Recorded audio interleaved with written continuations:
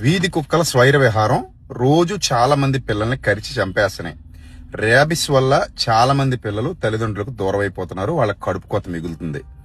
చాలా మంది ఇప్పుడు మేధావి వర్గం మాట్లాడుతూ అంటున్నారు, రోడ్డు మీద బైక్ యాక్సిడెంట్లు జరగట్లేదా, కార్ యాక్సిడెంట్లు జరగట్లేదా, అంత మాత్రాన కార్లు బైకులు బ్యాన్ చేసామంటామా, అలాగే కుక్కలను కూడా ప్రేమించాలి మనం, ఎవరో ఇద్దరు ముగ్గురు బిడ్డలు చచ్చిపోతే కుక్కల్ని ఇబ్బంది పెడతారా అని మాట్లాడుతున్నారు. కుక్కలో బైకులు కార్లు ఒకటేనండి. బైకు కారు నిర్జీవమైన వస్తువులు, కుక్కలకి జీవం ఉంటది. సో కాబట్టి జీవం ఉన్న వాటిని ప్రభుత్వాలే కంట్రోల్ చేయాలి.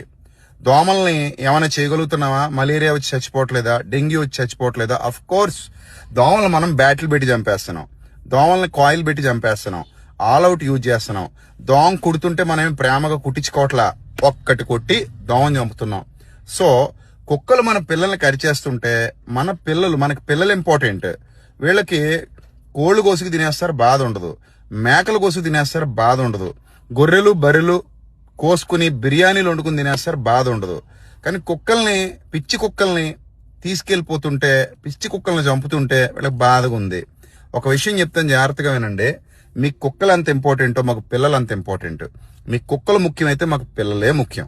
సో కాబట్టి మా పిల్లల్ని కుక్కలు కరిస్తే ఖచ్చితంగా వాటిని కంట్రోల్ చేయమని, వాటిని తీసుకెళ్లి అడవిలోనూ వదిలేయమని, లేకపోతే వాటిని బంధించి ఎక్కడైనా పాతి పెట్టేమని మేము ప్రభుత్వాలకు విజ్ఞప్తి చేస్తాం.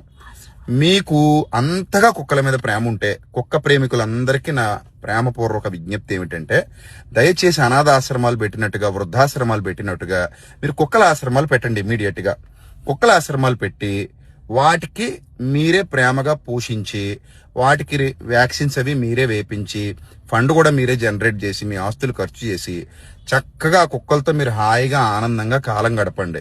మేము మా పిల్లలతో సంతోషంగా ఉంటాం, మీరు మీ కుక్కలతో సంతోషంగా ఉండండి. ఎవరికి ఏ ప్రాబ్లం ఉండదు.